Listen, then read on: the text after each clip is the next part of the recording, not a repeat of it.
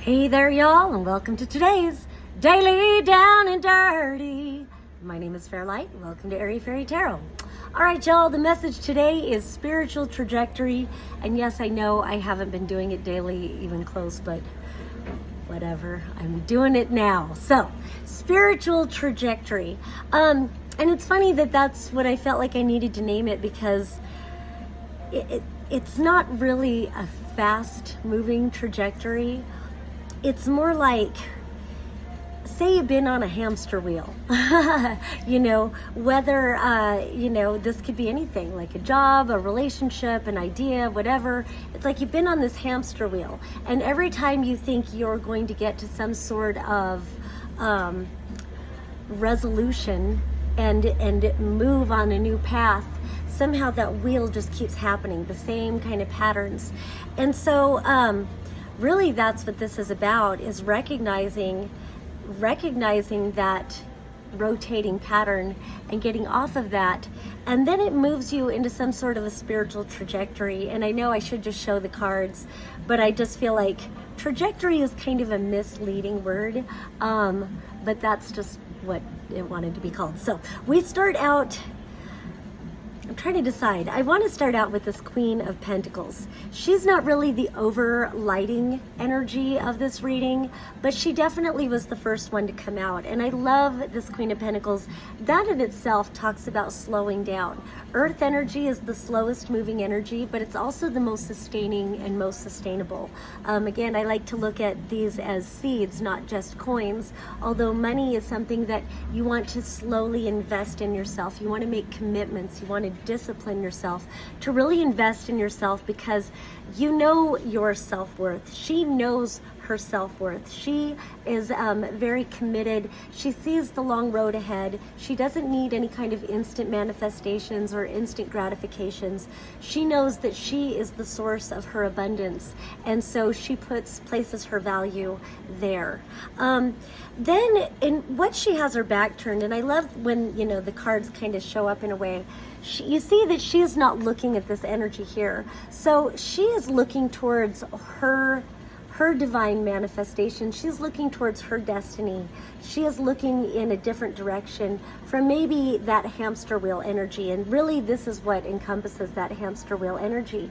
The Eight of Cups, if it was upright, this would be about walking away. When it's reversed, it's not walking away.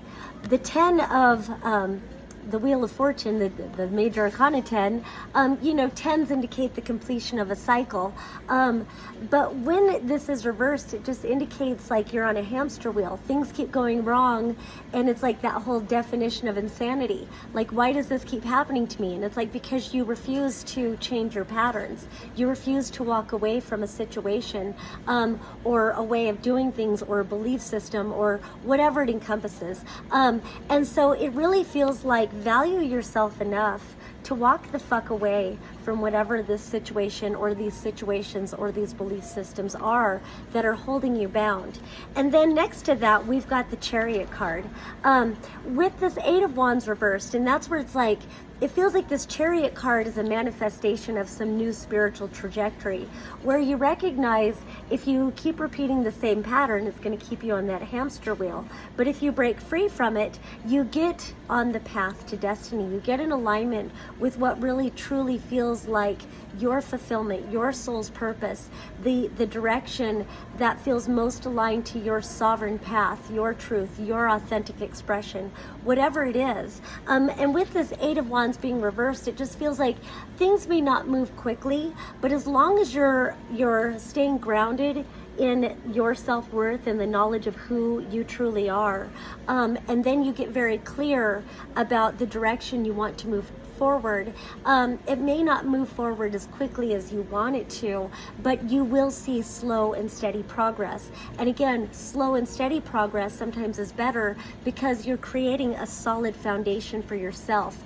You are cultivating your garden, you're investing in your business, or whatever it is, you're investing in yourself. All of this is overlighted by the Hierophant. And so again, this is about true calling, and again, more of a spiritual trajectory, your spiritual calling. Traditionally the Hierophant is seen as a spiritual leader. I don't really like that because I think authority is bullshit made up. We are sovereign in who we are. So this is you as a sovereign spiritual teacher for yourself first and foremost. But the more you align to your truth and you value yourself and your passion and your purpose, then you can be an illuminator for others if that's something you want to be. I love that there's this doorway, this illuminated doorway open here, and this ascending staircase. But you see that he's here being in his bliss. He's already illuminated. He's got this halo around his head. So it's like he's already receiving, he's already, somehow there's something about crossing that threshold, and he's just going to stay anchored in who he is. So it's kind of like he's meditating, and through that he's ascending. It's a vibrational upliftment. And my favorite definition of the Hierophant is a person who translates the sacred mysteries. And I always want to say it twice. A Hierophant is a person who translates the sacred mysteries. You are the Hierophant if you choose to be. Who better to know your path than you? And so getting very clear and illuminated about what feels like destiny for you. And you know how I feel about major arcanas, and you've got these 3 major arcanas here. So you're truly at a destiny point. And I feel like if we just turn these right side up, things will start turning in your favor when you walk away from that which is just keeping you stuck, keeping you bound in this endless loop of no resolution ever. It's just not going to align to this path until you walk away.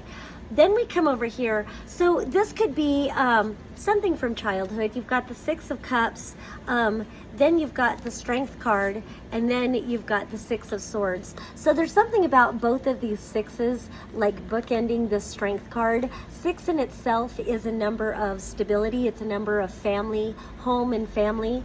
And this is also a card of moving on. So you've got both of these cards, even though this was reversed, now we've got it upright. Walking away and moving on, having the strength to walk away and move on.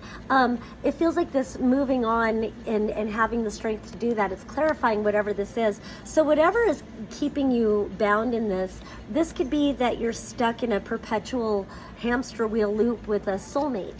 Maybe it's just time to recognize that you've learned all you have to learn from this soulmate and it's time to move on.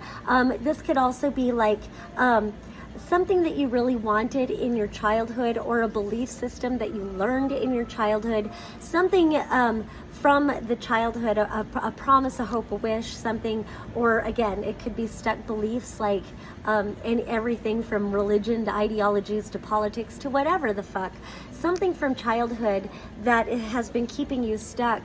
And so it's okay to have the strength to say, this is not me anymore. I'm ready to mature. I'm ready to take ownership of my choices, ownership of my path, ownership of what I truly believe.